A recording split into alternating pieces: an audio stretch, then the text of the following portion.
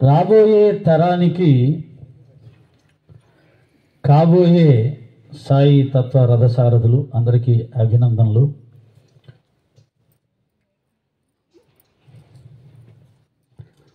బాబా గారు ఊరికే ఈ భూమి మీదకి రాలేదు. ఆయన చాలా పెద్ద ఫైల్ మాన్. ఎవరితోటైనా రెడీ అంటాడు, ఏ విషయంలో అయినా సరే.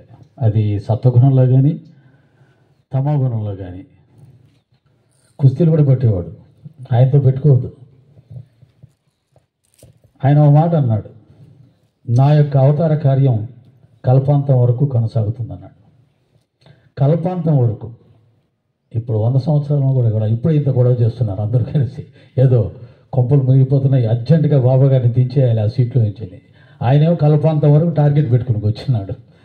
కాబట్టి ఇదంతా తాటాకి చప్పుళ్ళు అనేవి జరుగుతూ ఉన్నాయి. ఈ సందర్భంగా గురుదేవులు సాయినాథుల వారు తన యొక్క భక్తుల్ని ఎలా నడిపిస్తున్నాడు అనడానికి ఇదొక తార్కాణం. అంటే సాయి భక్తులు గీతా జయంతిని జరుపుకుంటారు, హనుమాన్ జయంతిని జరుపుకుంటారు. అన్ని హిందూ పండుగలను ఇతర హిందూ సోదరుల కంటే కూడా ఇంకా శ్రద్ధాభక్తులతో జరుపుకుంటారు. అది బాబాగారు నేర్పించినటువంటి సంస్కారం, జ్ఞాన మార్గం.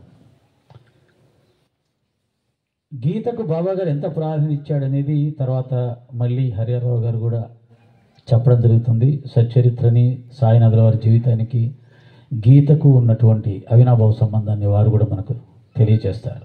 ఇప్పటి వరకు గీత మొత్తాన్ని కూడా ఒక 50 నిమిషాల్లో చక్కగా వివరించినటువంటి రజనీ కుమార్ గారిని ప్రత్యేకంగా అభినందిస్తూ,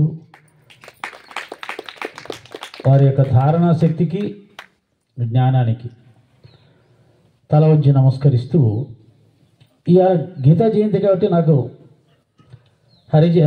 రజనీ చెప్తూ ఉంటే ఏం చెప్పాలి, గీత చెప్దామా లేకపోతే మళ్ళీ బాబా సత్యతలకు వెళ్ళిపోదామా? ఓ పక్క ఆయన పీకుతూ ఉంటాడు, ఎందుకంటే మాకు అదే ప్రాణం, జీవం. రాత్రి పగలు సత్యతలను తిరుగుతుంటాం కాబట్టి సత్యతని విడిచి ఇంకేదైనా చెప్పాలంటే అది ఎంత గొప్పదైనా కానీ మనసు కాస్త వెనక ముందు అవుతుంటుంది. అయినా బలవంతంగా దాన్ని లాగి నేను కూడా గీతలోకి కాస్త ఏదో 4 శ్లోకాలు చదువుకున్నా, 4 శ్లోకాల గురించి చెప్పుకున్నా. గీతా జయంతి కాబట్టి దాన్ని దమం చేశాం, న్యాయం చేశాం అనిపిస్తుంది. ఎందుకంటే రజనీ చెప్పాడు కదా, ఇంకా మొత్తం గీత మనం బాబా దగ్గరికి వెళ్ళిపోయి సరిపోతుంది కదా అని చెప్పేసి ఉంటే, నాకు మధ్యాహ్నం ఇంకొక అవకాశం ఇచ్చాడు కాబట్టి అప్పుడు చూసుకుందాంలే అని అనుకున్నాను. ఎందుకంటే మా బావగారు సుబ్రహ్మణ్య రెడ్డి గారు రాలేదు, ఆయన ప్లేస్ నాకు వచ్చిందనమాట. ఆ విధంగా అందుకని నేను కూడా గీత శ్లోకాలు 4 ఈరోజు, ఎలాగో మనం రోజు గీత చదివేది ఉండదు, గీతా శ్లోకాలు కానీ దాని భావాన్ని కానీ మనం అంత భక్తి మార్గంలో, అంత సాధనా మార్గంలో వెళ్ళడానికి సమయం లేదు మిత్రమా అని ఒక పక్క వేరే జ్ఞానం పిలుస్తుంది. కానీ మాకు చాలా సమయం ఉంది మిత్రమా, కాసేపు ఆగు, మేము ఎంజాయ్ చేస్తాం అని చెప్పి అనుకుంటూ మనం జీవిస్తూ ఉన్నాం. కనుక భగవద్గీత ద్వారా మనం గురు మార్గంలో చెప్పబడేదాన్ని ఒకసారి విచారణ చేస్తే, జ్ఞానం ఎవరికి చెప్పాలి, జ్ఞానం గురువు ఎప్పుడు చెప్తాడు అనేదానికి ఒక పద్ధతి ఉంది. గీత ఆ పద్ధతిని మనకు తెలియజేసింది. మహానుభావులందరూ కూడా, గురువులందరూ కూడా అదే పద్ధతిని ఆచరించారు.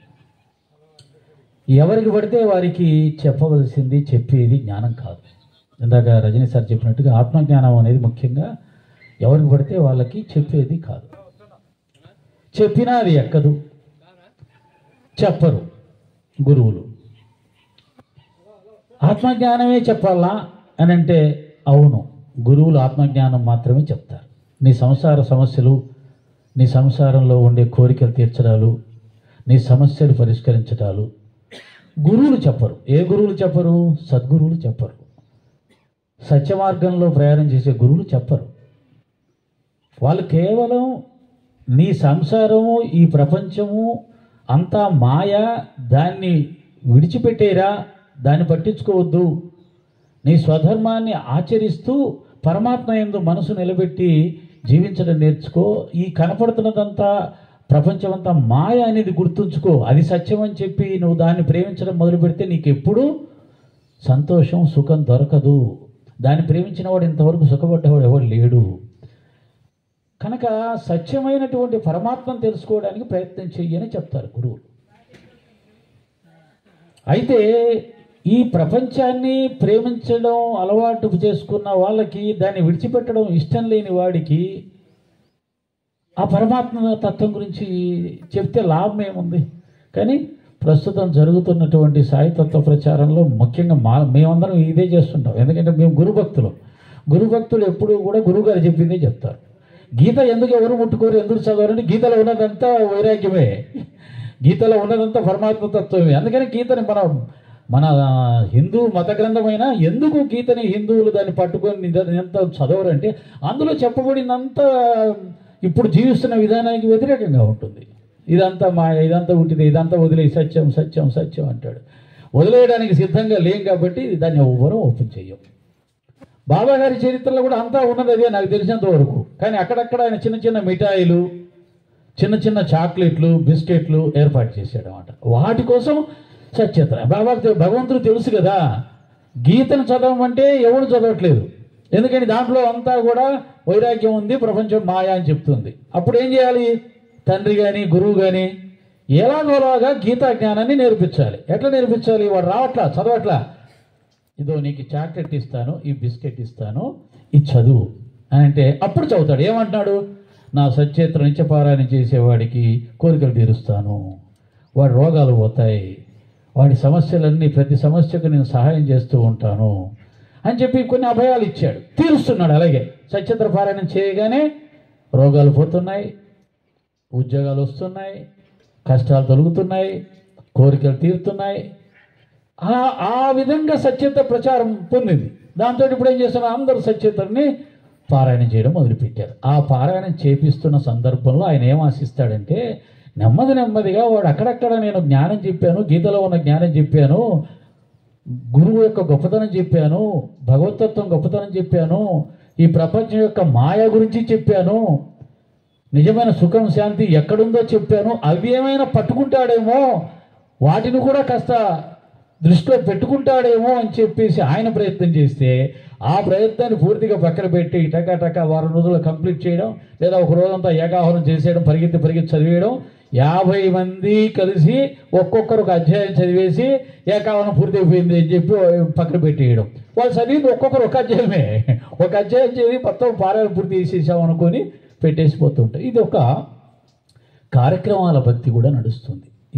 ఇది అనవచ్చో అనకూడదో దేని ప్రయోజనం దానికి ఉంటుంది.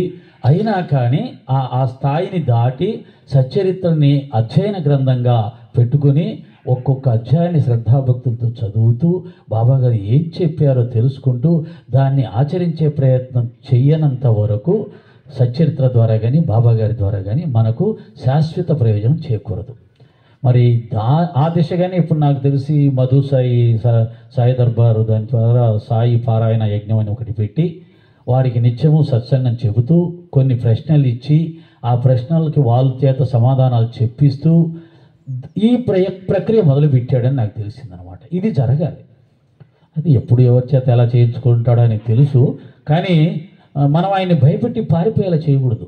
షిరిడి ప్రజలు నన్ను విసిగించారు, వర్తకులు నన్ను విసిగించారు ఆయన అని చెప్పి షిరిడి వదిలిపెట్టి వెళ్ళిపోయాడు కదా, శరీరాన్ని త్యజించాడు కదా. అలా మన కోరికలతో, మన వేషాలతో, మన పిచ్చి భక్తి మార్గాలను ఆచరించుకుంటూ కార్యక్రమాలే భక్తి అనే పిచ్చిలో అసలు ఏమీ ఒక్క అక్షరం కూడా మైండ్లోకి పోకుండా ఉండే పారాయణాలని ఏర్పాటు చేసి, కార్యక్రమాలు ఏర్పాటు చేసి పారాయణాలు అయిపోయినాయి, 100 అయిపోయినాయి, 200 అయిపోయినాయి, 300 అయిపోయినాయి అని చెప్పుకుంటూ పోవడం వల్ల సాయితత్వానికి ఎటువంటి ప్రయోజనం ఉండదు, సాయిబాబా వారికి ఎటువంటి ప్రయోజనం ఉండదు. కాబట్టి సాయి సచ్చరిత్రని జాగ్రత్తగా శ్రద్ధగా అధ్యయన గ్రంథంగా భక్తులను నడిపించగలిగితే సాయితత్వం శాశ్వతంగా నిలబడుతుంది. అటువంటి ప్రయత్నం ఒకటి సోదరుడు మధు చేస్తున్నాడు, వారికి ఈ సందర్భంగా అభినందిస్తూ దాన్ని మనం అందరం కూడా ఆ దిశగానే ప్రయాణం చేయాలి. అదే సందర్భంలో ఈ మధ్య ఒక సన్యాసి కాషాయం వస్త్రం వేసుకొని సాయిబాబా గారిని పూజించే వాళ్ళందరూ కూడా నవాబులకు పుట్టినట్టుగా ఒక పరమ దుర్మార్గమైన పదజాలాన్ని వాడినడం అనేది దాన్ని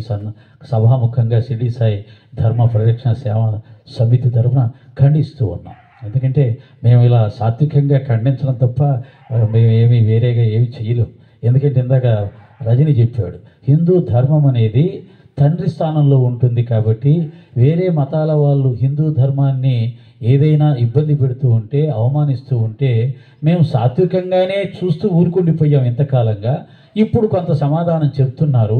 ఆ సమాధానం చెప్పే ప్రయత్నంలో అనవసరంగా సాయిబాబా వారి పాదాలను పట్టుకొని హిందూ ధర్మంలో 150% పాటిస్తూ జీవిస్తున్నటువంటి సాయి భక్తుల మీద కూడా పడాలనే ఒక దుర్మార్గమైన ఆలోచన ఎవరికి వచ్చిందో వచ్చింది.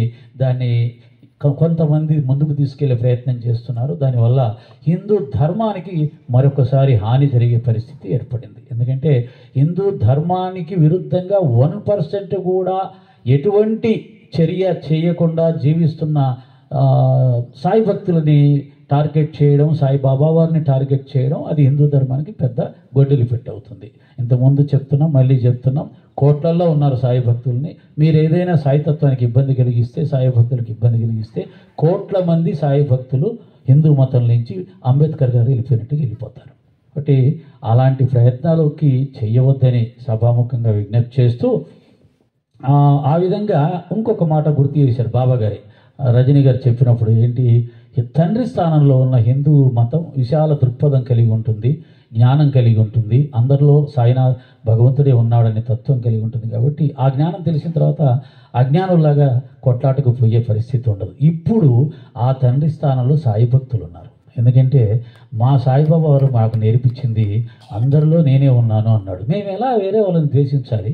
బాబా గారిని విమర్శిస్తున్న అజ్ఞానులతో మేము ఎలా కొట్లాడాలి? మేము ఎలా వాళ్ళని దూషించాలి? వాళ్ళన్నట్టు మేము అనలేమా? అనొచ్చు, ఎన్నైనా అనొచ్చు, మాకు అంతకంటే ఇంకెక్కువ వచ్చు. కానీ మా బాబా గారు నేర్పిన సంస్కారం వల్ల అవన్నీ పక్కన పెట్టేసి ఒక ఉత్తమమైనటువంటి జీవన విధానం, సాత్వికమైన జీవన విధానం, సాధు జీవన విధానం జీవించడం మా గురువు గారికి ఇష్టం కాబట్టి, వాదనలు ప్రతివాదనలు ఆయనకి ఇష్టం లేదు కాబట్టి ఇంత సాత్వికంగా చెప్తున్నాం అనేది మరొకసారి సభాముఖంగా ఈ సందర్భంగా తెలియజేస్తూ, తండ్రి స్థానంలో ఉన్న మేము బాబా గారి బిడ్డలుగా ఎవరిని బాబాని విమర్శించే వాళ్ళని కూడా కఠినంగా మేమేమి అనలేని పరిస్థితుల్లోనే ఉన్నామని తెలియజేస్తున్నాం. ఇప్పుడు ఈ మధ్య ఈ యూట్యూబ్ ఛానళ్ళు పెట్టి మా వాళ్ళు కూడా సాయి భక్తులు కూడా సాయితత్వ ప్రచారం చేయడం, ఇవన్నీ కూడా రాబోయే తరానికి సాయితత్వాన్ని నిలబెట్టడానికి, సాయితత్వం అంటే ఏమిటి, అందులోని గొప్పతనం ఏంటి, లేకపోతే చెప్పకపోతే బాబా గారి మీద అందరూ కల్పించి ప్రచారం చేస్తున్న తప్పుడు ప్రచారాలే నమ్మి భావితరం తర్వాత వచ్చే యువత బాబా ఇలానా అలానా అని అనుకునే అవకాశం ఉంటుంది. దానివల్ల అపూర్వమైనటువంటి ఆ గురువు యొక్క తత్వాన్ని పొందే అవకాశాన్ని భావితరాలు కోల్పోతాయి. అలా జరగకుండా ఉండాలని బాబా గారు మా షిరిడి సాయి ధర్మ పరిరక్షణ సేవా సమితి తరఫున ఎక్కువ మంది ఈ సాయి తత్వ ప్రచారంలో ఛానల్స్, యూట్యూబ్ ఛానల్స్ ఓపెన్ చేయడం చాలా సంతోషం వేస్తూ ఉంటుంది చూసినప్పుడు. చాలామంది ఈ రోజుల్లో సాయి భక్తులు సచ్చరిత్రని ఆధారం చేసుకొని బాబా గారి పాటలు కానీ ఇంకోటి కానీ ఇలా విరివిగా యూట్యూబ్ ఛానల్లో ప్రచారం చేస్తున్నారు. చాలు, ఈ యూట్యూబ్ ఛానల్ ఎందుకు వచ్చాయంటే నేను అనుకుంటాను మా సాయితత్వాన్ని నిలబెట్టడానికే వచ్చాయేమో అనిపిస్తుంది. కాబట్టి ఇది బాబా గారు మా అందరికీ ఇచ్చిన ఒక అదృష్టం, ఒక బాధ్యత అని కూడా భావిస్తూ, జ్ఞానం ఎవరికి చెప్పాలి, గురువు ఎప్పుడు చెప్తాడు అని అంటే ఇందాక రజని చెప్పాడు, మళ్ళీ చెప్తున్నాను. ఏ సందర్భంలో ఈయన గీతని బోధించాడయ్యా అంటే, అర్జునుడు అస్త్ర సన్యాసం చేసేసి ఇంతకుముందు చెప్పినట్టుగానే ఇక్కడ ఉన్న వాళ్ళందరూ నా బంధుమిత్రులు, నా తాతలు తండ్రులు కదా, వాళ్ళని చంపి నెత్తుటి కూడు తినవలసిన అవసరం నాకేమిటి, నాకు అనిపిస్తుంది వీళ్ళందరూ నన్ను చంపినా పర్వాలేదు, నేను చచ్చిపోయినా పర్వాలేదు, కానీ రాజ్యం కోసమని సుఖాల కోసం అని చెప్పేసి నేను ఈ బంధుమిత్రుల్ని చంపడం అనేది ధర్మం కాదనిపిస్తుంది బావా. కాబట్టి నేను ఈ యుద్ధం చేయలేను. నా ఆలోచన కరెక్టే కదా, నేను హింసను చేయలేను అని చెప్తున్నాను. హింస ద్వారా వచ్చే ఆ నెత్తుటి కూడు నాకు అక్కర్లేదని చెప్తున్నాను. కృష్ణుడు అంటాడు, వాళ్ళందరూ ఇందాక రజని చెప్పినట్టు వాళ్ళందరినీ చంపేస్తారంటే చంపితే చంపాడు అంటాడు అనమాట. వాళ్ళ చేతిలో నేను చావడానికి కూడా సిద్ధపడుతున్నా అన్నాడు. ఇది ఒక అద్భుతమైనటువంటి మానసిక స్థితి. ఇక్కడే అతనికి జ్ఞానం చెప్పడానికి ఒక అర్హత కలిగింది. వైరాగ్యం, దీన్నే వైరాగ్యం అంటారు. అంటే వైరాగ్యం స్థితి ఉన్నవారికి మాత్రమే ఆత్మజ్ఞానం చెబితే అర్థమవుతుంది. ఈ వైరాగ్య స్థితి ఎటువంటి స్థితి అంటే, నేను అనేది ఇక పూర్తిగా తొలగిపోయిన స్థితి. నేను అనేది ఏమీ లేదు, ఉన్నదంతా నువ్వే కృష్ణ, నేను నా గురువుగా భావించుకుంటున్నాను, నేను నీ శరణాలను ఆచరిస్తూ ఉన్నాను, నేను ఆశ్రయించాను, దయచేసి నాకు కర్తవ్యాన్ని బోధించు, నేను నిస్సహాయుని అయ్యాను, ఏం చేయాలో నాకేం అర్థం కావట్లేదు. చేతులు ఎత్తేసాడు. అంటే ఇక నేనంటూ నా ఆలోచన అంటూ ఏమీ లేదు, ఏమి పని చేయదు, నాకు అర్థం అయిపోయింది, హోప్లెస్ అయిపోయింది. అప్పుడు గురువు ఏం చెప్పినా తీసుకుంటాడు అన్నమాట. ఏమి చెప్పినా కాదనకుండా తీసుకునే స్థితి శిష్యుడికి, సాధకుడికి ఉన్నప్పుడే ఆత్మజ్ఞానం చెప్పగలిగిన గురువు బోధ మొదలు పెడతాడు. అంతవరకు చెప్పడు. ఇంత అనుమాత్రం అహంకారం ఉన్నా జ్ఞానం చెప్పబడదు నిజమైన గురువు దగ్గర నుంచి. ఇది మనకు సత్యత్ర కూడా బోధిస్తుంది. హేమాడు పంతు గారు గ్రంథరచన చేయాలని అడిగినప్పుడు అతనిలో అనుమాత్రమైన అహంకారం లేకుండా ఉన్నప్పుడు అతనిలో నేను ప్రవేశించి నా భక్తుల కోసం నేను నా గ్రంథరచన కొనసాగించుకుంటాను అన్నాడు. అనుమాత్రమైన అహంకారం లేనప్పుడు. ఇక్కడ కూడా ఇదే పరిస్థితి. అర్జునుడు మహావీరుడు, లెక్క ప్రకారం మహావీరుడు.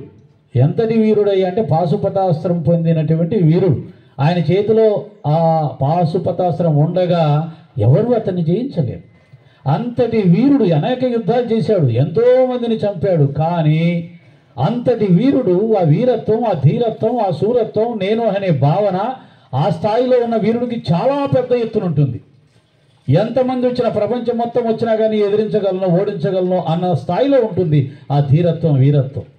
అది పూర్తిగా చచ్చిపోయి ఎదుటి వ్యక్తి నన్ను చంపినా పర్వాలేదు చచ్చిపోతాను అన్నాడంటే ఇంక అంతకంటే అహంకార రాహిత్య స్థితి ఉండదు. ఆ అహంకార రాహిత్య స్థితే జ్ఞానాన్ని బోధించడానికి అర్హత. అక్కడే కృష్ణుడు, అంటే కృష్ణుడు జగద్గురువు కాబట్టి ఏ మానసిక స్థితిలో జ్ఞానం చెప్పాలో ఆయనకు తెలుసు. దాన్ని ఇక్కడ మనకు చూపించాడు. అంటే అర్జునుడికి కాదు, మీ అందరికీ కూడా ఇలా నేను అనే అహంకారం లేకుండా ఉన్నప్పుడు నా ఆలోచన ఈ విధానం, ఇది నా పద్ధతి, ఇది నా నేను ఇది తీసివేస్తే తప్ప జ్ఞానం చెప్పబడదు గురువు దగ్గర నుంచి అనేది కృష్ణుడు చెప్పాడు, బాబావారు చెప్పారు. నేను పోవాల్సిందే, శరణాగతి అంటే నేను పోవడం అంతే. వ్యక్తిత్వం లేకున్నా స్థితి, వ్యక్తిత్వ రాహిత్య స్థితి. నా ఉద్దేశం ఇది, నీ ఆలోచన ఇది, అంటే ఇంక నీ ఆలోచన ఉన్నప్పుడు నా ఆలోచన ఎందుకు? గురువుని ఎందుకు ప్రశ్నించడం? గురువు దగ్గర జ్ఞానం పొందడానికి ఎందుకు ప్రయత్నం అవసరం లేదు. కాబట్టి ఆ విధంగా నేను అనేది రెండూ పోయినప్పుడే జ్ఞానం చెప్పబడుతుంది అని కృష్ణుడు ఇక్కడ నిరూపిస్తూ ఉన్నాడు. అప్పుడు ఈయన ఏమన్నాడు, ఇంకా అనడం, నకాంక్షే విజయం కృష్ణ నచ రాజ్యం సుఖాని చ కిం నో రాజ్యేన గోవింద కిం భోగైర్జీవితేన వా. కృష్ణ, నేను విజయమును కానీ, రాజ్యమును కానీ, సుఖములను కానీ కోరను. రాజ్యముతో కానీ, భోగములతో కానీ, జీవితంతో కానీ మనకేం ప్రయోజనం? ఇప్పటిదాకా మరి ఏ ప్రయోజనం ఉంటుందని యుద్ధానికి సిద్ధపడ్డావు? కానీ ఇప్పుడు వచ్చేసింది ఆ యొక్క జ్ఞానం, ఇప్పుడు వచ్చింది ఆలోచన. అంటే అంతా రెడీ అయిపోయి ఎదురుగా బాణాలు వేసుకునే ముందు నాకెందుకు ఈ రాజ్యం, నాకెందుకు ఈ భోగాలు, నాకెందుకు అంటున్నారు. మరి ఇంతకుముందే ఆ మాట అనొచ్చు కదా. అప్పుడు ఎవరు కూడా యుద్ధం దాకా వచ్చేది కాదు.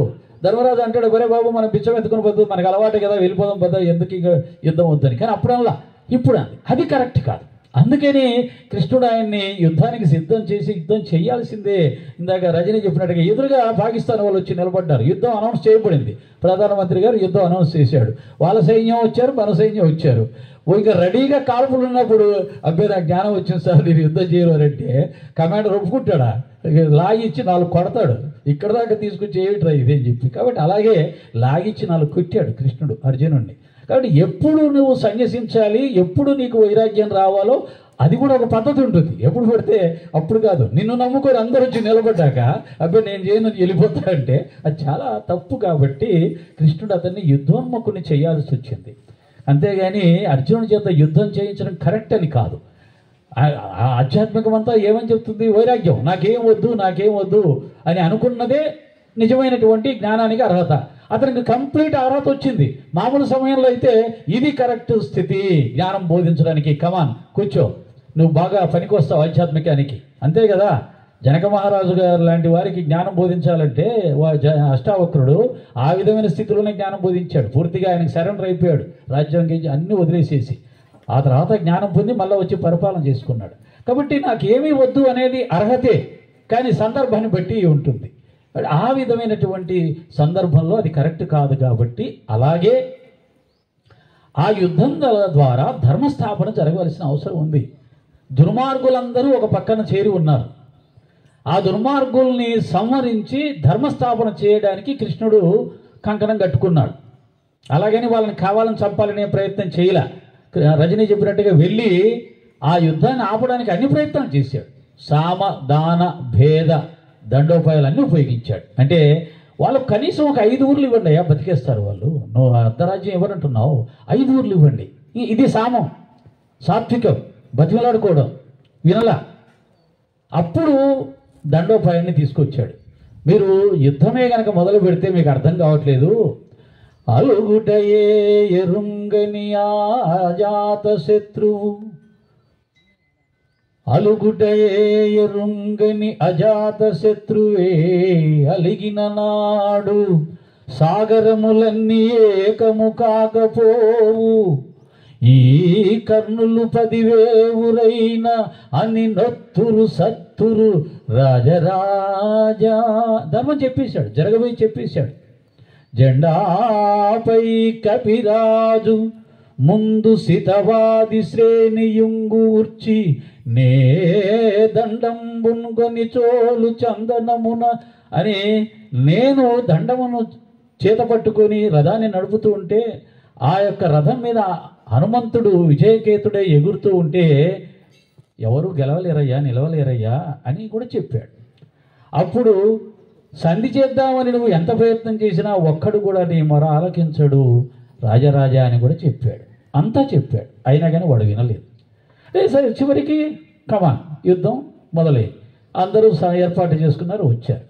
అంతా రెడీ అయిపోయి బాణాలు వేసుకున్న సమయంలో నాకు కుదరలేదు నేను వెళ్ళిపోతారు అంటే అది ఎట్లా కుదురుతుంది? కుదరదు. కాబట్టి నువ్వు యుద్ధం చేసి తీరాలి, దీని ద్వారా ధర్మస్థాపన జరగాలి, అవతల ఉన్న దుర్మార్గులందరూ నశించాలి. అలా కాదనుకు ఏమవుతుంది? అర్జునుడు అస్త్ర సంయమనం చేస్తే మొత్తం ఓడిపోతారు ఇమ్మీడియట్లీగా. వెంటనే ఏమవుతుంది? అధర్మ పరులందరూ రాజ్యాన్ని ఆక్రమిస్తారు.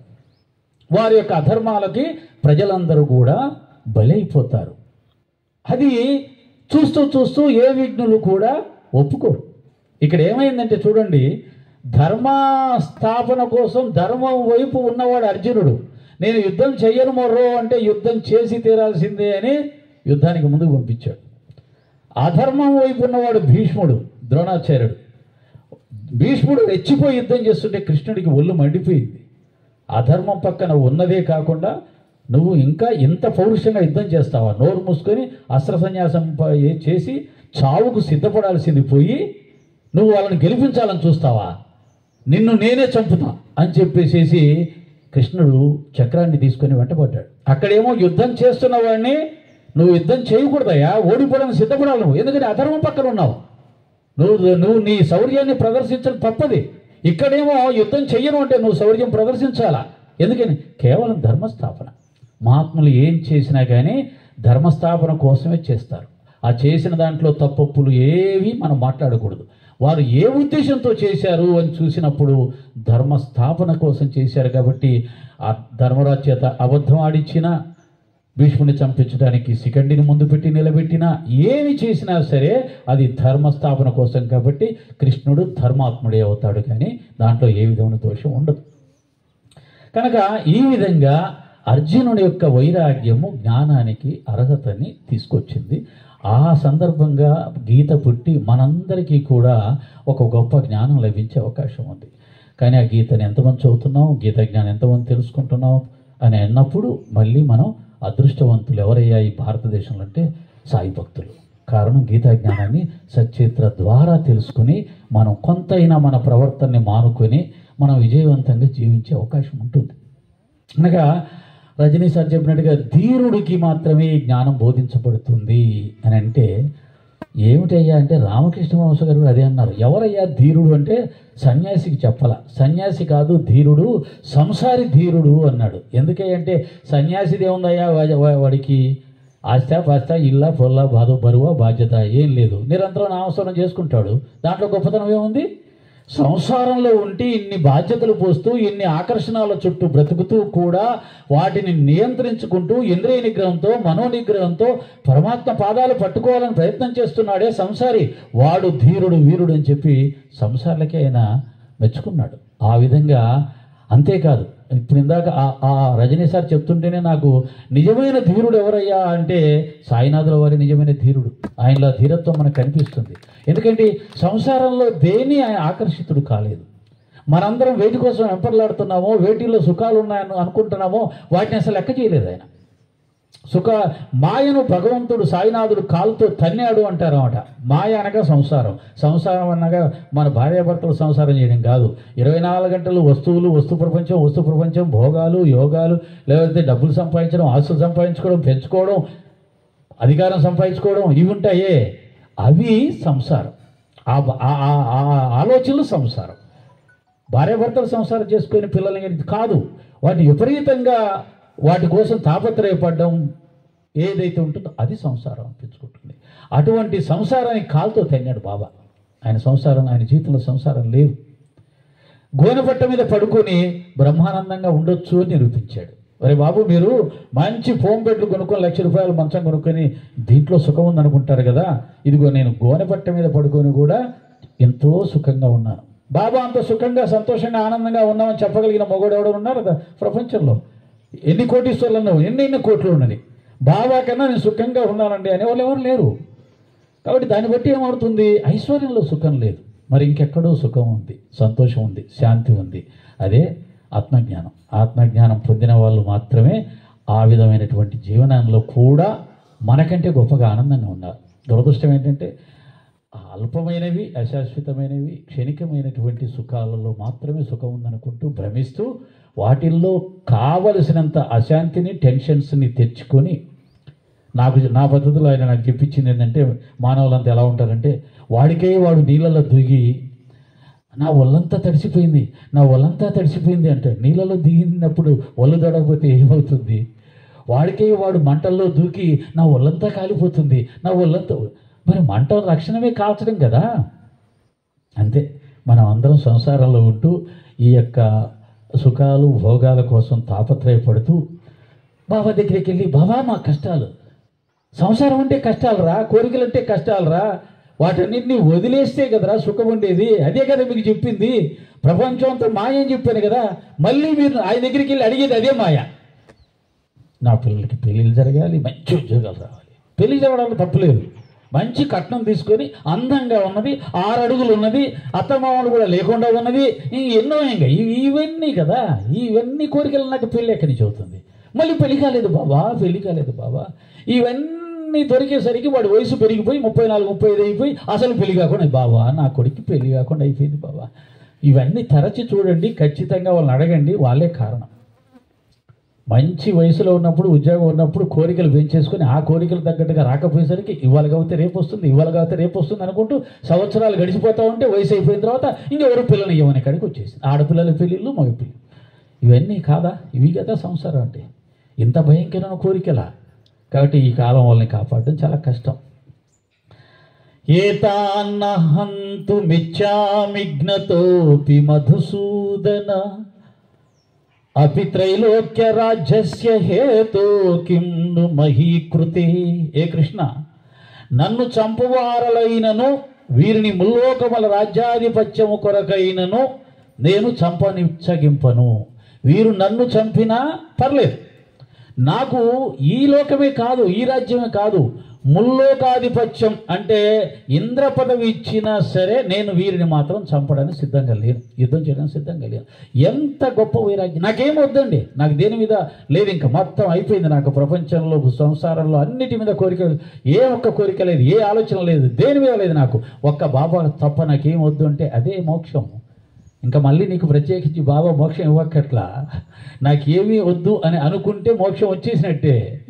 కాబట్టి ఆ మాట ఎవరు అనలేకపోతున్నాం, అంతే.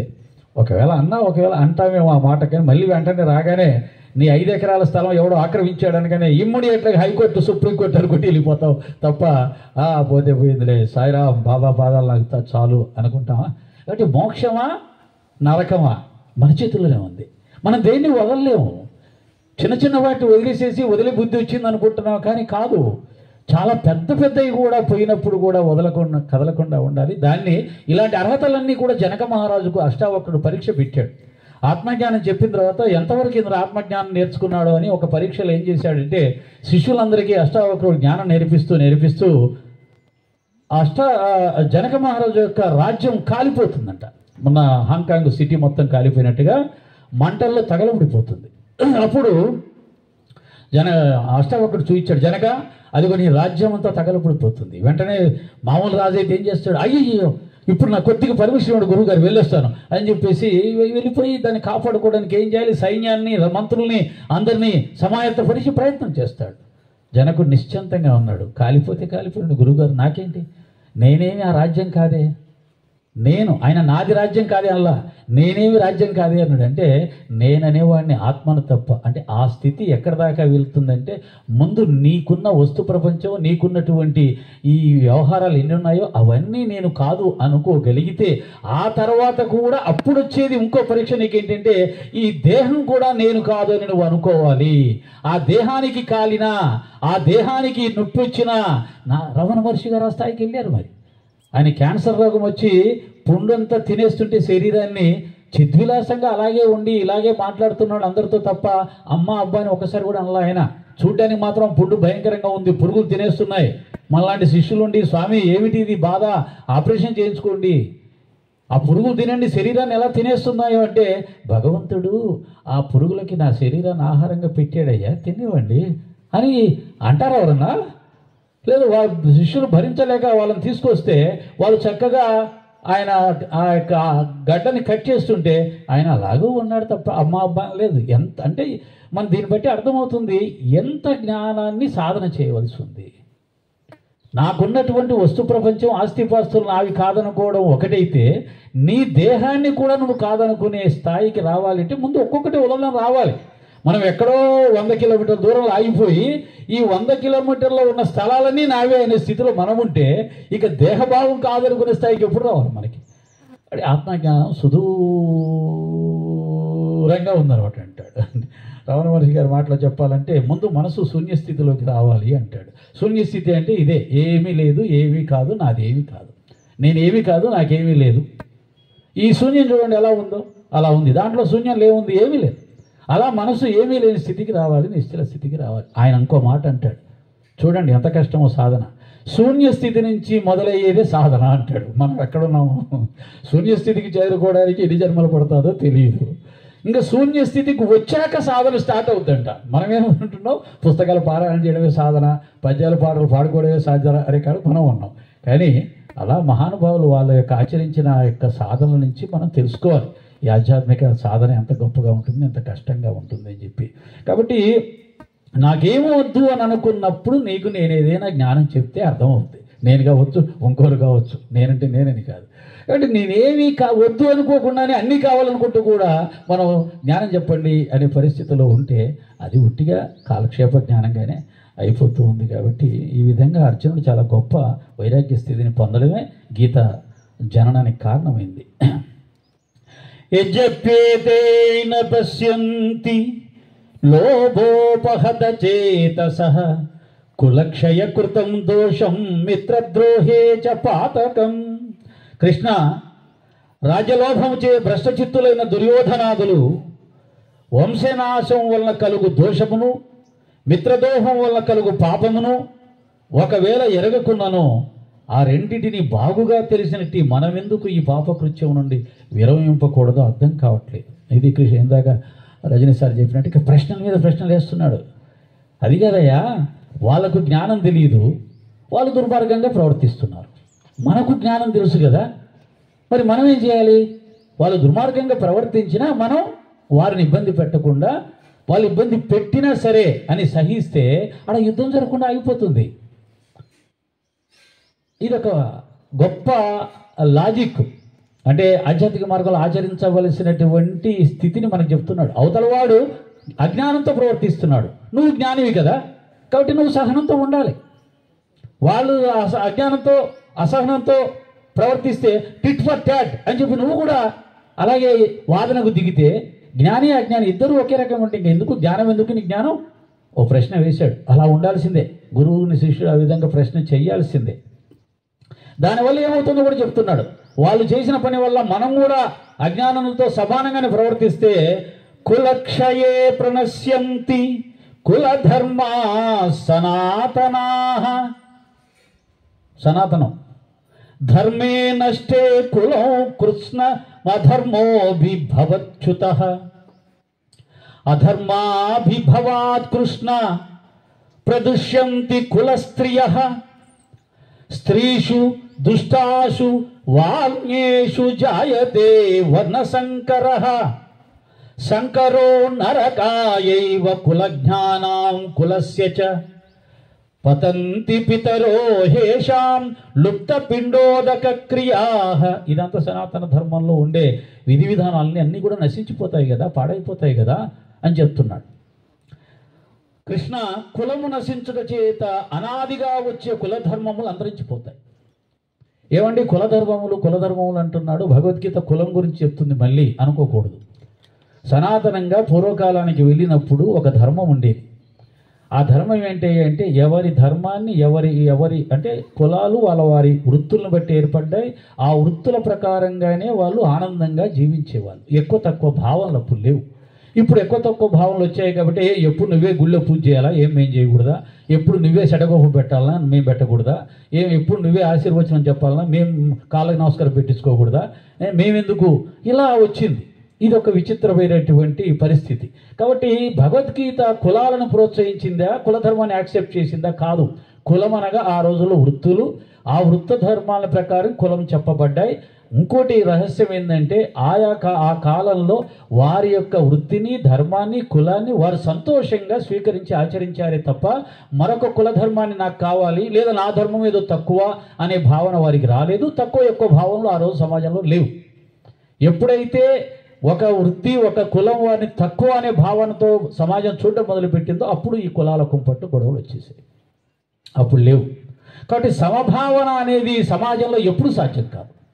కులాలపై ఒక్క దాంట్లోనే సమభావన ఉందనుకుంటే అది అజ్ఞానం. మానవ జీవన విధానంలో ఆర్థికంగా అసమానతలు ఉన్నాయి, సామాజికంగా ఉంటాయి. అదేవిధంగా అనేకమైనటువంటి అధికారి, పనివాడు, ఇవన్నీ అసమానతలు ఎలా సరి చేస్తావు? నేను ఈ కులాల మీద తక్కువ కులం వాళ్ళని ఎగతాళి చేస్తున్నారు, ఎప్పుడు ఆ కులంలోనే ఉండాలా, పెద్ద కులం వాళ్ళే చేయాలా, ఇవి అడిగినప్పుడు నాకు అనిపిస్తుంది, ఒక అటెండర్ కలెక్టర్ అవుతాడా? అటెండర్ తాను సేవకులాయన భావిస్తాడు. కలెక్టర్ గారు లెగ్గానే వాడు పరిగెత్తుకొని వచ్చి ముందు 10 అడుగుల దూరంలో నడుస్తుంటాడు ఆయన అన్ని పట్టుకొని. అటెండర్ వచ్చేసి ఎప్పుడు నేనేనా అటెండర్ని పుస్తకాలు వేయడం, నాకు సమధర్మం కావాలి, సమభావం కావాలి, కలెక్టర్ గారు కూడా కాసేపు నా పుస్తకాలు పట్టుకోవాలి అంటాడా? కాదు కదా, అతను యాక్సెప్ట్ చేశాడు. అలాగా ఆ రోజుల్లో ఎవరి కులాలని వాళ్ళు గౌరవిస్తూ రెస్పెక్ట్ చేస్తూ వారి ధర్మాన్ని వాళ్ళు పాటిస్తూ హాయిగా బతికారే తప్ప ఎక్కువ తక్కువ లేవు. మనకి ఈ కులం అనగానే ఏదో పెద్ద కులం వాడు సుఖపడుతున్నాడు, కింద తక్కువ కులం వాడు పైన తక్కువ వాడుగా సుఖపడుతున్నాడు కాబట్టి మేమెందుకు అలా ఉండకూడదు, ఈ భావనలు అనేవి ఆ రోజుల్లో లేవు, ఈ రోజుల్లో వచ్చాయి. సమత్వం ఎప్పుడు కుదరదు. బాగా ప్రాక్టికల్గా ఆలోచించండి. కలెక్టరు అటెండరు ఎప్పుడు సమానంగా ఉండలేరు, అది కుదరదు కూడా.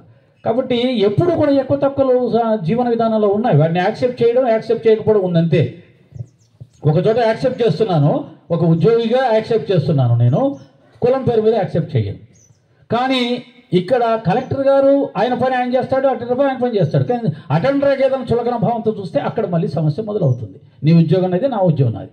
అలాగే కులాల పేరు మీద కూడా ఎవరి కులం పనులు వాళ్ళు చేస్తుంటారు. అంతేగాని ఏదో వీధులు గుడుస్తున్నారు కదా అని చెప్పేసి రారాపోరంటే కుదరదు. వాడు తక్కువ అనే భావన కుదరదు. అంటరాని వాడంటే కుదరదు. వాళ్ళని మానవ సమాజంలో సమానంగా చూడాలి. కాకపోతే పని రీత్యా ఎవరి పనులు వాళ్ళు చేసుకుంటారు. ఇది సనాతన ధర్మంలో ఎప్పుడు మొదటి నుంచి ఉంది, అప్పట్లో ఉంది. సనాతన ధర్మానికి ఆ యొక్క గొప్పతనం ఉంది. ఈ మధ్యలో వచ్చాయి ఈ కులాలు, ఈ గొడవలు, అంటరాంతనాలు, చెత్త చెదారం అంతా కూడా. కాబట్టి ఈ విధంగా ఏమవుతుందన్నాడు కృష్ణ కులము నశించడదే అనాదిగా వచ్చే కులధర్మములు అంతరించిపోతాయి. ధర్మము నశించడం చేత కులమంతటను అధర్మం వ్యాపిస్తుంది. అధర్మం వృద్ధి పొందడం చేత కుల స్త్రీలు చాలా చెడిపోతారు. స్త్రీలు చెడిపోవడం చేత వర్ణ సంకరం ఏర్పడుతుంది.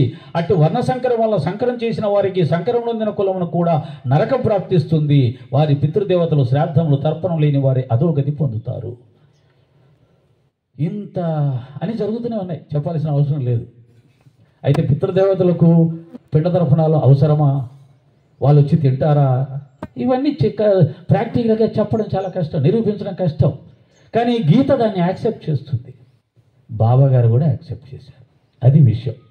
ఒక భక్తుడు చనిపోయినటువంటి తన భార్యకి అనుకుంటాను నాసిక్లో ఈ పిండ తర్పణ కార్యక్రమాలను నిర్వర్తించడానికి వస్తే బాబా స్వయంగా అతడి తోడుగా ఉండి ఒక ఫకీర్ రూపంలో వచ్చి సన్యాసి రూపంలో వచ్చి తోడుగా ఉండి వారం రోజులు ఉండి నాసిక్లో అన్ని కార్యక్రమాలు పూర్తి చేయించి అది నా అడ్రస్ కూడా చెప్పి నేను బాంబేలో పలానా చోట పలానా ఆఫీసులో పనిచేస్తున్నాను చెప్పి వెళ్ళిపోతాడు. ఇంత సహాయం చేసిన వ్యక్తిని ఒకసారి కలుసుకుందామని చెప్పి బాంబేకి వెళ్ళి ఆఫీస్కి వెళ్తే అటువంటి వారు ఎవరు లేరు ఇక్కడ అని చెప్పాడు అన్నమాట. కాబట్టి ఈ పిండ తర్పణం అనే కార్యక్రమాలని కూడా అంతేకాదు. ఆయన దగ్గరికి వచ్చిన ఒక భక్తుడికి క్షీరసాగర్ అనుకుంటాను, క్షీరసాగర్తో ఆ విషయం అంటాడు. ఇతర తల్లిదండ్రులకు పితృతర్పణాలన్నీ మానేశాడని చెప్పాడు. అంటే దాన్ని బాబాగారు చేయమంటున్నాడు. కాబట్టి ఇవన్నీ కనపడని రహస్యాల గురించి మనం కొట్టేయడానికి మనకి అధికారం లేదు. నేనేమంటానంటే అవి కనపడనివి మనకు తెలియదు. ఏమో నాకు తెలియదండి, అవి ఉన్నాయో లేదో, వాళ్ళు వస్తారో లేదో మాకు తెలియదు అంటే అయిపోయాయి. కానీ అబ్బాయి అవేం లేవండి అని కొట్టేసేస్తే అది అజ్ఞానం అవుతుంది. ఎందుకంటే మేఘశ్యామునికి స్వయంగా బాబానే చేసి భోజనాలు అంటే ఇవన్నీ స్వయంగా బాబా చేస్తూ ఆయన సమాధి చెందిన తర్వాత కూడా ఆయనకి మళ్ళీ ఉపాసన బాబా వీళ్ళందరి చేత చేయించుకున్నాడు. ఆయన సంకల్పం లేకుండా చేస్తారా?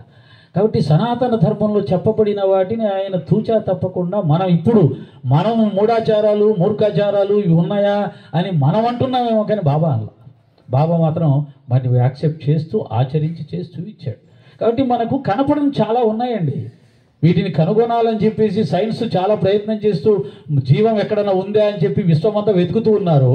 అది కనపడే జీవం కాదు. అది కనపడే జీవం భూప్రపంచంలోనే. కనపడని జీవకుండా ఉన్నటువంటి లోకాలు మన సనాతన ధర్మంలో చెప్పబడింది. మన సనాతన ధర్మంలో విమానం అనే పదాన్ని రామాయణంలో విన్న తర్వాత వాడు ఎగిరే అవకాశం ఒకటి ఉంది, ఒక యంత్రం ఉంది, రామాయణంలో చెప్పారు, మనం ట్రై చేద్దాం అని చెప్పి తయారు చేసి వాడు విమానం తయారు చేశాడు. ఆ విధంగానే కనపడని లోకాలు ఉన్నాయి. 7 లోకాలు ఊర్ధ్వలోకాలు ఉన్నాయి, 7 అధోలోకాలు ఉన్నాయి. అవి సూక్ష్మంగా ఉన్నాయి, అవి ఎవరికి కనపడవు. పరమహంస యోగానంద అనే పుస్తకాన్ని చదవండి. ఆ యొక్క సూక్ష్మలోకాలు ఎలా ఉంటాయి, ఆ సూక్ష్మలోకాల్లో ఉన్నటువంటి జీవులు ఎలా ఉంటారో చెప్పాడు. వాళ్ళంతా కాంతి స్వరూపంగా ఉన్నారు. కాంతిని ఏం పట్టుకుంటావు? సూర్యుని కాంతి వస్తూ ఉంది. ఆ సూర్యుని కాంతిని ఈ సైన్స్ పంపించే పరికరాలు పట్టుకుంటాయి. చూసి ఏమంటుంది? అది కాంతి పుంజాలు చూడడం జరిగింది అక్కడ అంటాడు. ఆ కాంతి పుంజమే జీవుడు, ఆ కాంతి పుంజమే మహాత్ములు శరీరం వదిలిపెట్టి వెళ్ళిపోయిన తర్వాత సిద్ధపురుషులందరూ కాంతి స్వరూపాలుగా తిరుగుతూ ఉంటారు ఆ లోకాల్లో. నీకేం దొరుకుతుంది? ఆడ కాంతే కనిపిస్తుంది. కాబట్టి వాడికి తెలియని అనేకమైనటువంటివి మన సనాతన ధర్మంలో చెప్పబడింది. ఆ విధంగా బాబాగారి సచిత్ర ద్వారా కానీ గీత ద్వారా కానీ చెప్పబడిన వర్ణ సంకరాలు అంటారా, లేకపోతే మన సనాతన ధర్మంలో చెప్పబడినటువంటి ఆ గొప్ప ఆచార సంప్రదాయాలన్నీ కూడా మంట కలిసిపోయాయి. దీన్ని మనం ఏం చేసేది లేదు. కాలధర్మంలో ఈ కాలధర్మం ఇలా మంట కలవడానికే వాడు మన దేశాన్ని ఆక్రమించుకున్నాడు. వాడు మన దేశాన్ని ఆక్రమించుకొని వాడి పరిపాలన మన మీద రుద్ది, వాడి భాషను రుద్ది, మతాన్ని రుద్ది, అన్ని రుద్ది చేసిన తర్వాత మన సంక్రమం అయిపోయింది. ఇప్పుడు ఏమైంది? ఎవడు హిందువో తెలియదు, ఎవడు బంధువో తెలియదు. హిందువులు బొట్టు పెడుతున్నారా? బొట్టు పెట్టాలని బొట్టు పెడతారా? లేదు. బొట్టు పెడితేనే హిందువా? కాదు. కానీ ఒకప్పుడు మన ధర్మంలో ఈ ఆచారాన్ని ఖచ్చితంగా పాటించేవాళ్ళు. ఆ బొట్టు పెట్టే విధానం కానీ, ఆడవాళ్ళు జీవించే విధి విధానాలు కానీ ఇవన్నీ ఒక ఆచారంగా దాన్ని చాలా ఇష్టంగా ఆచరించేవాళ్ళు. ఇప్పుడు అలా వచ్చేసి అవేం అవసరం ఉంది, ఇవేం అవసరం ఉంది అని వెళ్ళిపోయినాయి. కాబట్టి హిందూ ఎవరో తెలియదు, బంధువు ఎవరో తెలియదు, వేరే మతం తెలియదు. అలాంటి ఈ యొక్క పరిస్థితి ఆనాడు అర్జునుడు గ్రహించి ఆ రోజే చెప్పడం జరిగింది కృష్ణ పరమాత్మతో, అలా జరుగుతుంది కదా అని చెప్పి. అహోబత మహత్పాపం కర్తుం వ్యవసితానయం యద్రాజ్య సుఖలోభేన హంతుం స్వజనముజ్యతాః. కటకట రాజ్యసుఖబంధులు ఆశ చేయి మనం బంధువులను చంపుటకు ఉద్యమించి మహాపాపం చేయటానికి సమకట్టి తిప్పి కదా. పెద్ద పెద్ద పదాలే వాడాడు పాపం. రజనీ సార్ చెప్పినట్టుగా ప్రజ్ఞ పండితుడు అయినటువంటి వ్యక్తులు అంటే ఏం చెప్తాడు, ఒక రకంగా గురువుకే జ్ఞానం చెప్తున్నాడు. ఇప్పుడు ఉన్నది ఆయన ఏమో శిష్యుడు, కానీ ఇప్పుడు శిష్య లక్షణం కొంత వచ్చింది, కొంత రాలా. వైరాగ్యం వచ్చింది శిష్య లక్షణం. కానీ ఎదురుగా ఉన్నవాడు గురువు కదా, ఆయనకి నేను చెప్పవచ్చా, ఈ పదాలన్నీ వాడవచ్చా, ఇది అన్యాయం కదా అది అన్యాయం కదా అంటే నువ్వే డిసైడ్ చేసేస్తున్నావు, ఇది అన్యాయం కదా అది అన్యాయం కదా అంటున్నావు. లాస్ట్కి వచ్చినాక అన్నాడు, నాకేం అర్థం కావట్లేదు అయ్యా స్వామి, నువ్వు చెప్పు నేను వింటాను, ఇంకా నాకు అసలు ఏం పిచ్చి పెట్టిపోతుంది ఇదంతా. అప్పటిదాకా మాత్రం ఈయన డిసైడ్ చేస్తున్నాడు, ఇది తప్పు కదా బావా, అది తప్పు కదా కృష్ణ, ఇలా చేయొచ్చా, మహాపాపం కదా అని అడుగుతున్నాడు. యది మామ ప్రతీకారమశస్త్రం శస్త్రపాణయః ధార్తరాష్ట్రారణే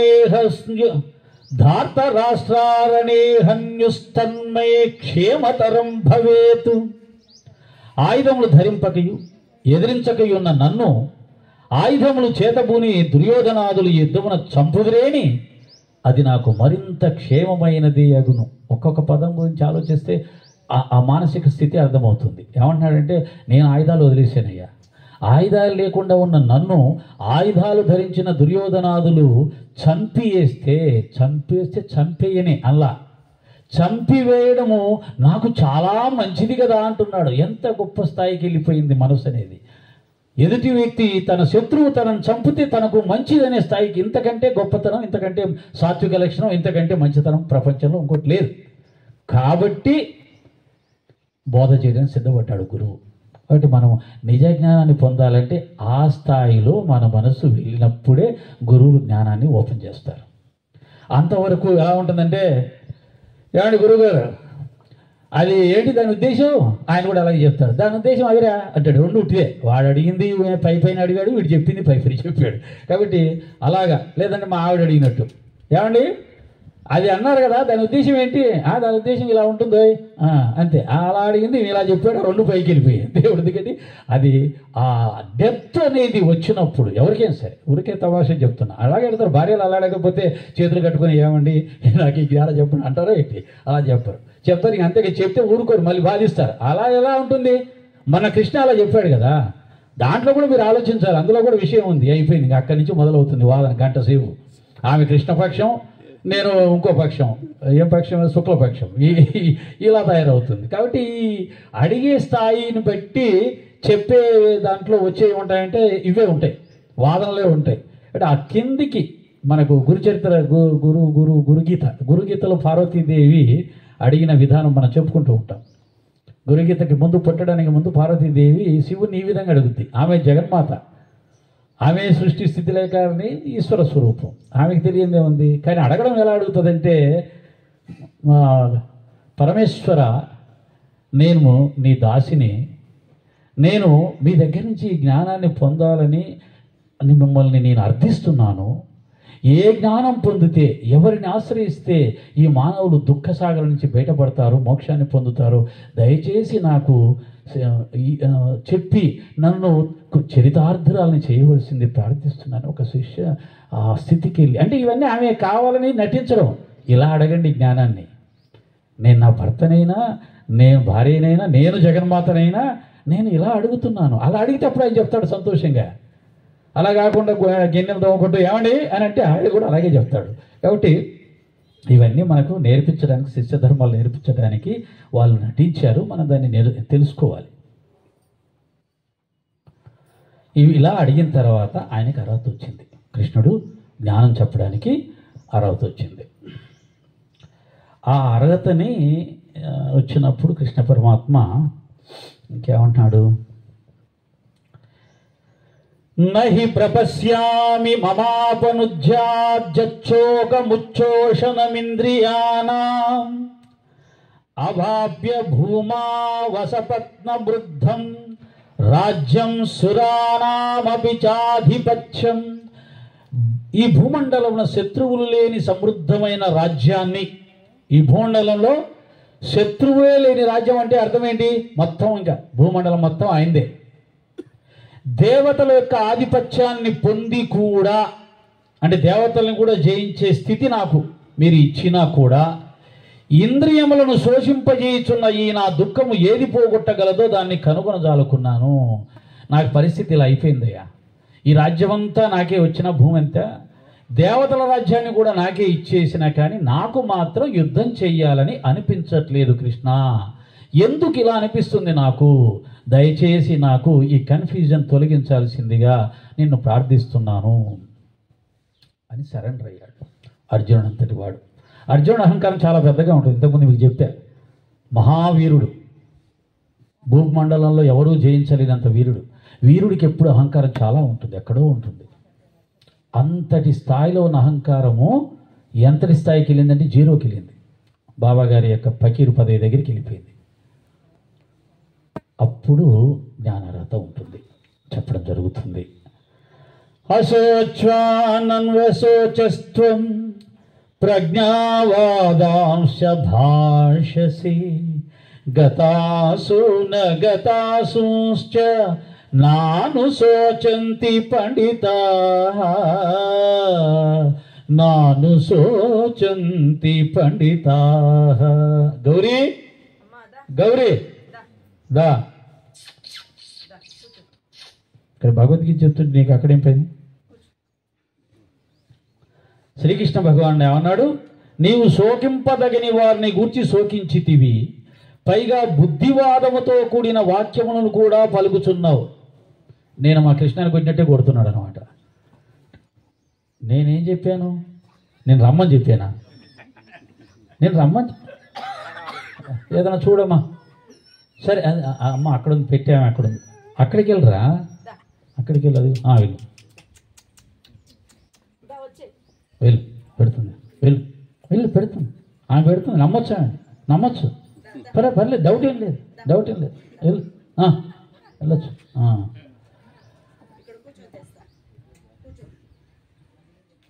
అయితే అదేం లేదు, నేను కృష్ణ విషయంలో తమాషాగా చెప్తున్నాను కానీ కృష్ణ ఎప్పుడు అలా అడగడు.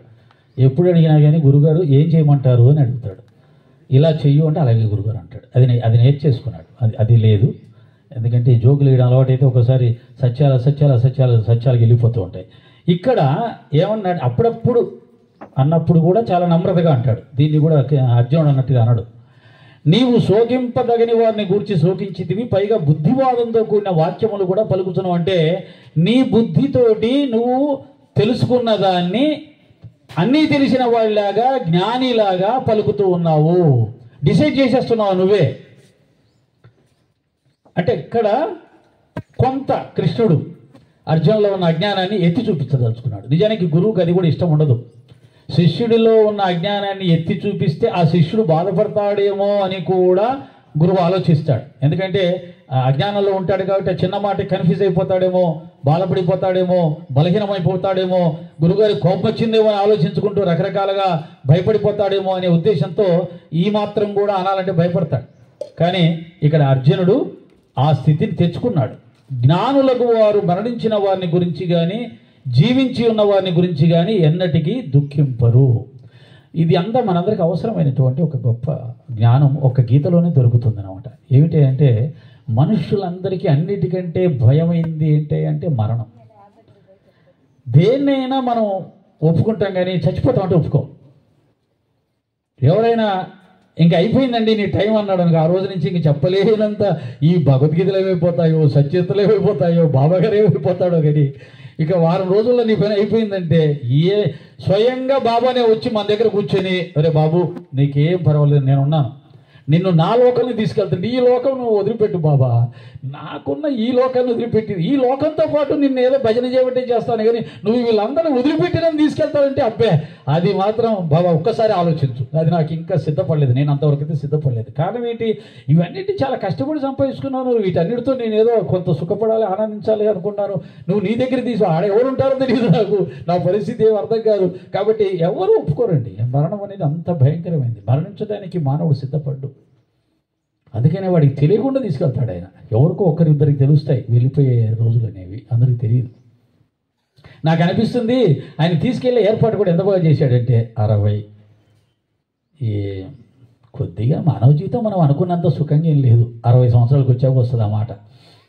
కొద్దిగా తగ్గిపోయాయి శరీరంలో. 70. ఏమిటో వృద్ధాప్యం.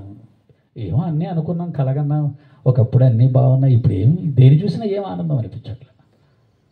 80, 75 నుంచి 80. ఎప్పుడు తీసిపోతావు బాబా? కాళ్ళ నొప్పులు, మోకాళ్ళ నొప్పులు, ఒళ్ళు నొప్పులు, తిన్నదరగదు, నిద్ర పట్టదు. ఎప్పుడు తీసుకెళ్తావు? 75 నుంచి 80. అంటే చూడండి, ఆయన ఎంత మానవ జీవితాన్ని ఎంత డిజైన్ చేశాడంటే, మరణం అంటే భయపడే దగ్గర నుంచి తీసుకెళ్ళవయ్యా అని మన చేతనే అడుక్కునే అంత ఏర్పాటు చేసి పెట్టాడు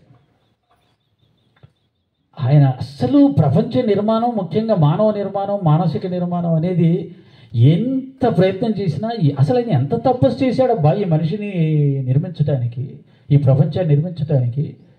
ఒక వస్తువును తయారు చేయడానికి ఒక శాస్త్రజ్ఞుడు కొన్ని సంవత్సరాలు, దశాబ్దాలు కష్టపడితే మన చేతిలోకి ఆ వస్తువు వస్తుంది. మరి ఇంతటి మనిషిని తయారు చేయడానికి ఆయన ఎన్ని సంవత్సరాలు తపస్సు చేశాడో. తయారు చేశాడు, వదిలేశాడు, ఇంక హ్యాపీగా ఎంజాయ్ చేస్తున్నాడు. అప్పుడప్పుడు ఆయన కూడా వచ్చి ఎంజాయ్ చేస్తుంటాడు మనతో కలిసి. ఆయనకి అన్నీ తెలిసిన వాడే కాబట్టి వస్తాడు, పోతాడు. పోయేటప్పుడు కూడా ప్రశాంతంగా పోతాడు, వచ్చేటప్పుడు ప్రశాంతంగా వస్తాడు. మనం వచ్చేటప్పుడు ఏడుస్తూనే వస్తాం, పోయేటప్పుడు ఏడుస్తూనే పోవాల్సిన పరిస్థితి వచ్చింది. కాబట్టి త్వేవాహం జాతు నాసం నత్వం నేమే జనాధిపాః నచైవ న భవిష్యామ సర్వే వయమత పరం. అర్జున, నేను కానీ నీవు కానీ రాజులు కానీ ఒకప్పుడు లేని వారం కాము, ముందును లేకపోవడం కాదు. ఇది బాగా గుర్తుపెట్టుకుందాం. ఇది ఒక్కటి. ఎప్పుడైనా ఎవరికైనా మనకు అది ఆసన్నమైనప్పుడు గుర్తుపెట్టుకోవాల్సింది ఒకటే, నేను ఎక్కడికి వెళ్ళట్లేదు. ఈ జ్ఞానం బాగా గుర్తుపెట్టుకోవాలి. నేను ఎక్కడికి నా శరీరాన్ని వదిలేస్తున్నాను అంతే. ఇంతకుముందు అనేక సార్లు దీన్ని వదిలేశా. మళ్ళీ కొత్త దేహాలు ధరించుకుంటూ ఈ లోకంలో తిరుగుతూనే ఉన్నాను. మళ్ళీ నేను ఈ లోకానికి వస్తాను, మళ్ళీ దేహాన్ని ధరించుకొని. ఇది వదిలిన తర్వాత కూడా దీనికంటే మంచి లోకంలోకి వెళ్తున్నాను. ఆ లోకంలో ఆకలి లేదు, దప్పి లేదు, సమస్య లేదు, స్కూల్ ఫీజులు కట్టేది లేదు, పిల్లవాళ్ళ గొడవలు లేవు, వాదలు లేవు, గొడవలు లేవు, మనం బాగుపడుతుంటే ఏడ్చేవాళ్ళు లేరు, మనం కామెంట్ చేసేవాళ్ళు, మనం పైకి వెళ్తుంటే లాగేవాళ్ళు, ఈ డిస్కషన్స్, ఈ గందరగోళాలు ఏం లేవు. అంత శూన్యంలో, ఆకాశంలో ఆనందంగా ఫ్లైట్లో పోతుంటే ఎంత ఆనందంగా ఉంటుందో అంత ఆనందంగా ఉంటుంది ఆ లోకాల్లో. కాబట్టి శరీరాన్ని వదిలిపెట్టిన తర్వాత వెళ్ళే లోకాలు ఇంతకంటే అద్భుతంగా ఉంటాయి. అక్కడ నేను ఆనందంగానే ఉంటాను. ఆ తర్వాత మళ్ళీ ఈ లోకంలోకి శరీరం ధరించి వస్తాను. చిన్నపిల్లప్పటి నుంచి ఆడుకుంటూ పాడుకుంటున్నప్పుడు ఎంత బాగుందో. నిజంగా మనందరి జీవితాలు చిన్నప్పుడు చదువుకుంటేప్పుడు 6th, 7th, 8th, 9th ఆడుకుంటేప్పుడు ఎంత బాగుంది, బ్రహ్మాండంగా ఉంది ఆట పాటలతో జీవితం. కాబట్టి మళ్ళీ నేను కొత్త శరీరంతో, కొత్త రక్తంతో, కొత్త జీవితంతో గొప్ప ఆనందంగా వస్తాను. ఎందుకు ఏడవాలి? అయిపోయింది, ముసలిది అయిపోయింది, బోరుకొచ్చింది బండి బోరుకొస్తే ఏం చేస్తాం? తీసుకెళ్ళి షెడ్లో పడేసి ఇంకో బండి కొనుక్కుంటాం. అంతేగాని ఆ బోరుకొచ్చిన బండినే పట్టుకొని అయ్యో బోరుకొచ్చింది అని ఏడుస్తూ కూర్చోవాల్సిన అవసరం లేదు, వదిలే. ఆ విధంగా వయసు అయిపోయిన తర్వాత మన బండ్లన్నీ బోరుకు వస్తున్నాయి. ఆ బోరుకు వచ్చిన బండ్లు వదిలేసి కొత్త బండి కొనుక్కోవడానికి సిద్ధంగా ఉండాలి. అంతేగాని ఏడవలసిన అవసరం లేదు అనేది ఈ జ్ఞానం అనేది చెప్తూ ఉన్నాడు. ఈ భగవద్గీత అందుకు ఉపయోగపడుతుంది. మరణ భయాన్ని మనం నుంచి తీసిపారేయడానికి, మరణానికి మనం సంతోషంగా ఆహ్వానం పలకడానికి అంతకంటే ఏం కావాలండి? కాబట్టి ఇవన్నీ తెలుసుకోవాలి. చనిపోయిన తర్వాత వెళ్ళే పరిస్థితి, మళ్ళీ వచ్చే పరిస్థితి, నేను శాశ్వతుణ్ణి అనే పరిస్థితి, దివ్యమైన ఆత్మస్వరూపాన్ని నేననే పరిస్థితి, దేహం నేను కాదనే పరిస్థితి, ఇవన్నీ కొంత తెలుసుకుంటే ఈ మానవ జీవితం చాలా సులభంగా అనిపిస్తుంది. నేనే కాదు, నాకు సంబంధించిన వాళ్ళు కావచ్చు, ఇంకోరు కావచ్చు, ఎవరిపైనా ఎందుకు భయం, దుఃఖం? వాళ్ళు ఎక్కడికి పోలా, వస్తారు మళ్ళీ. దేహినోస్మిన్ యథా దేహే